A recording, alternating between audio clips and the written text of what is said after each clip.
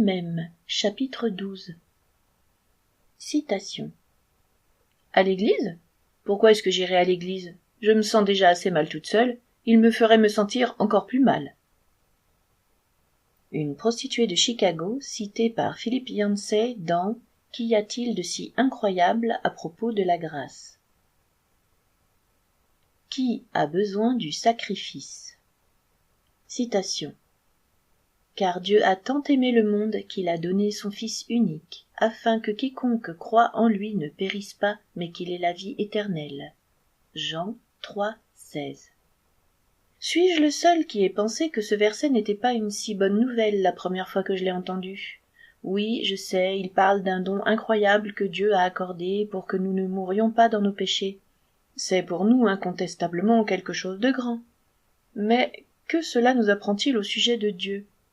Quand j'ai entendu ce verset à l'école du dimanche, ma première réponse a été « S'il nous aime tant, pourquoi ne l'a-t-il pas fait lui-même » Je dois l'admettre, j'avais peut-être été influencée par les tâches que je devais faire à la maison, car papa a tant aimé un gazon bien tenu qu'il m'a envoyé pour le tondre, car papa a tant aimé sa vigne qu'il m'a envoyé y travailler, car papa a tant aimé un Pepsi glacé qu'il m'a envoyé en chercher un pour lui dans le frigo.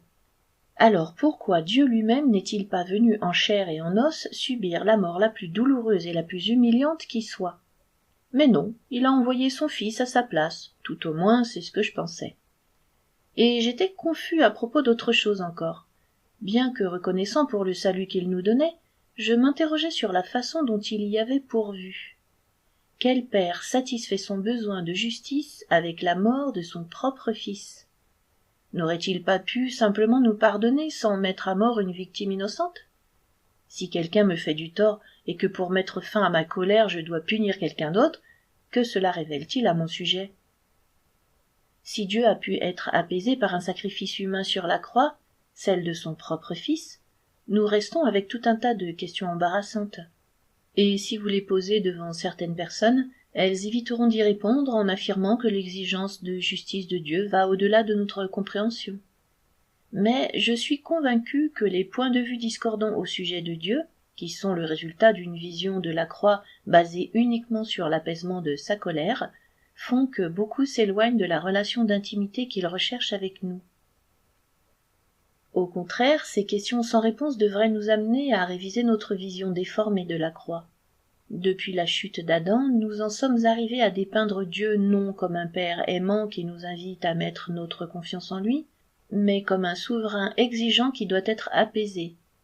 Quand nous partons de ce point de vue, nous passons à côté du but que Dieu s'était fixé avec la croix, parce que son plan n'était pas de satisfaire quelque besoin qu'il aurait eu aux dépens de son Fils, mais plutôt de satisfaire un besoin que nous avions et à ses propres dépens. La couverture. C'est un jeu dangereux que de vivre en devant apaiser quelqu'un, surtout quand il s'agit du Dieu Tout-Puissant.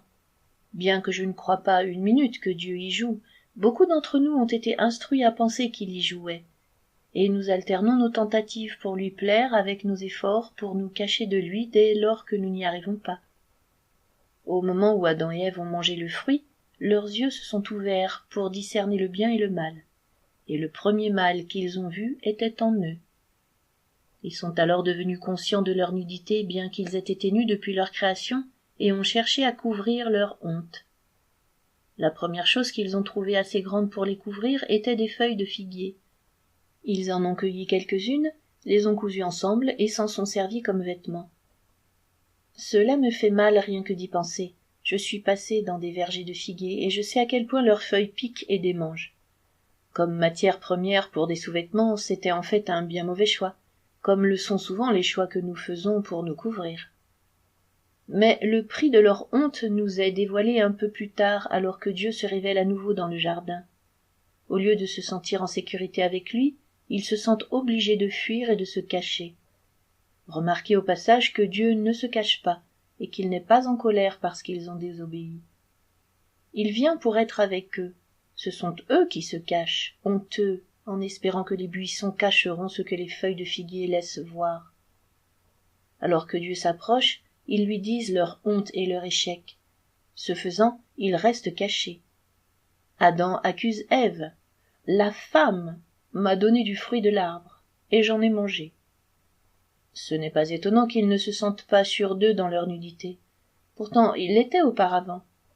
Adam se retourne contre Ève pour se justifier, en utilisant le blâme pour le même motif qui l'avait poussé à prendre des feuilles de figuier. L'accusation d'Adam ne s'arrête pas à Ève. Ce n'est pas uniquement la femme qui l'a fait tomber, mais la femme que tu as mise auprès de moi. Adam essaye de mettre un peu de responsabilité sur Dieu, et quand Dieu dirige son attention sur Ève, elle rejette la faute sur la séduction du serpent. La création était salie, et Dieu énonce les conséquences de cet échec. Ils étaient déjà morts spirituellement à cause de la rupture relationnelle qui en avait résulté.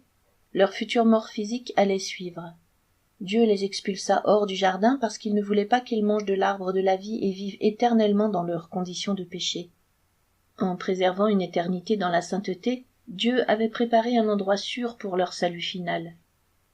L'âme qui pêche mourra certainement, est une proclamation de grâce et non de colère.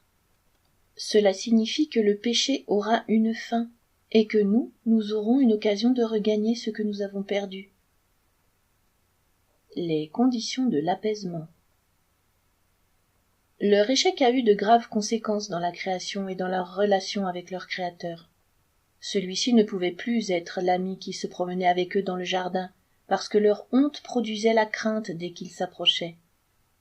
Adam et Ève n'ont pas connu la joie qu'ils pensaient trouver par la connaissance du bien et du mal, parce qu'ils ont connu le bien et le mal en dehors de leur confiance en Dieu. Ils n'avaient pas la puissance de résister au mal et de choisir le bien.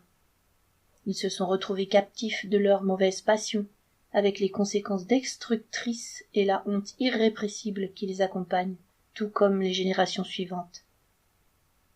Quand Dieu se faisait connaître, même les personnes les plus justes tombaient face contre terre, accablées par leur indignité. L'amitié qu'il désirait avec sa création avait échoué. Au lieu de chercher son amitié, les gens pensaient uniquement à l'apaiser, à faire quelque chose de bien pour gagner sa faveur. Le Créateur était devenu quelqu'un qu'il fallait non pas rechercher, mais plutôt éviter. La honte imprègne tellement notre nature que cette approche basée sur l'apaisement apparaît dans toutes les fausses religions que l'homme a pu créer.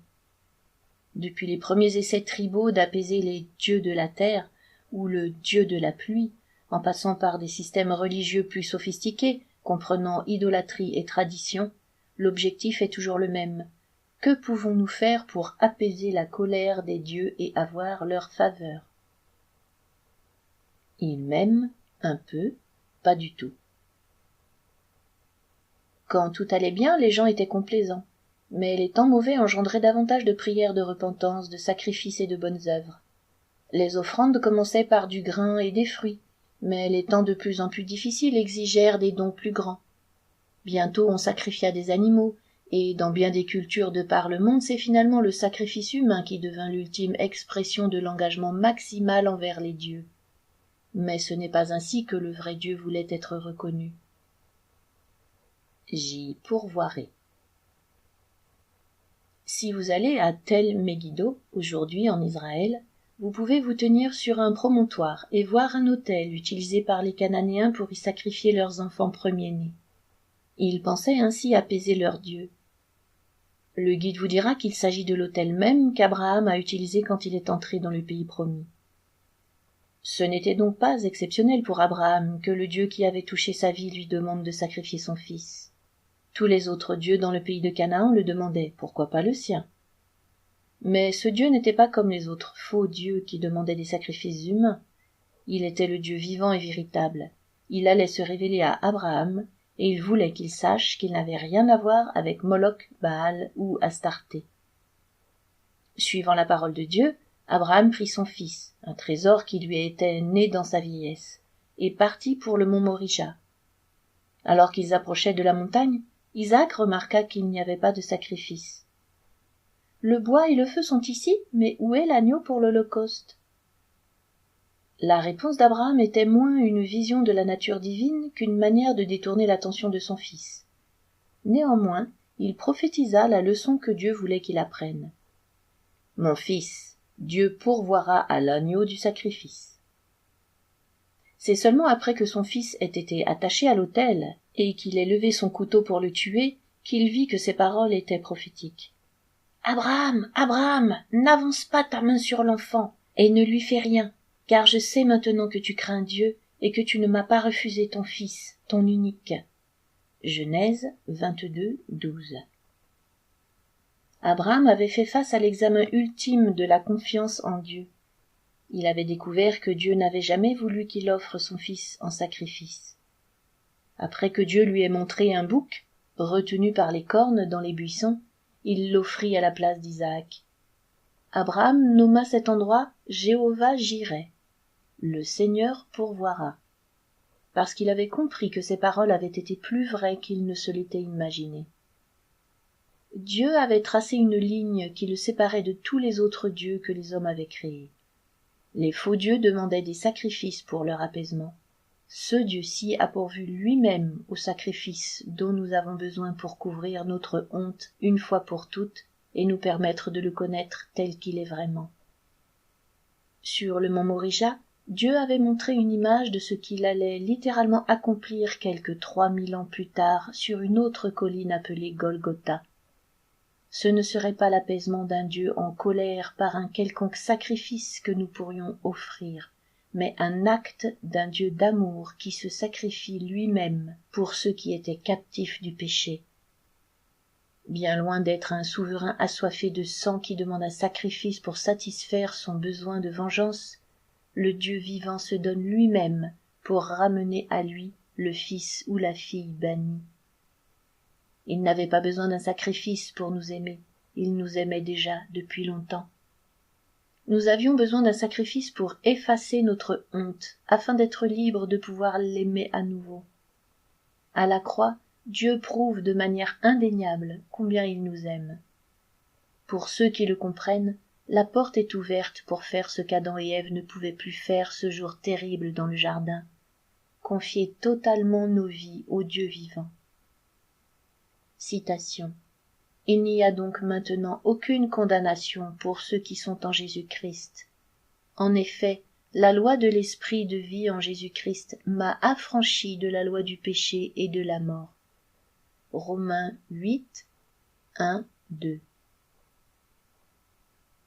Pour ton parcours personnel. Peux-tu reconnaître les effets de la honte dans ta vie? Quels efforts fais-tu pour paraître bien vis-à-vis des autres, de toi-même ou de Dieu? Dans ta relation avec Dieu, penses-tu plutôt à ce que tu dois faire pour lui ou à ce qu'il a déjà fait pour toi? Demande-lui de te montrer comment la manière de penser en termes d'apaisement déforme ta relation avec lui, et demande-lui de t'en libérer pour que tu puisses participer à ce qu'il veut faire en toi. Pour discuter en groupe.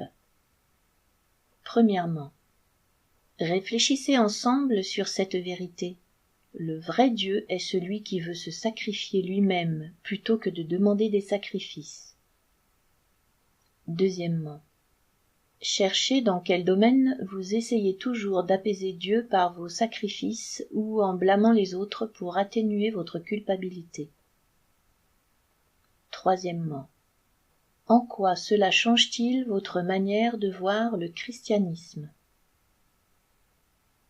Passez quelques instants pour remercier Dieu ensemble parce qu'il a pourvu à tout pour que nous puissions avoir une relation de confiance avec lui.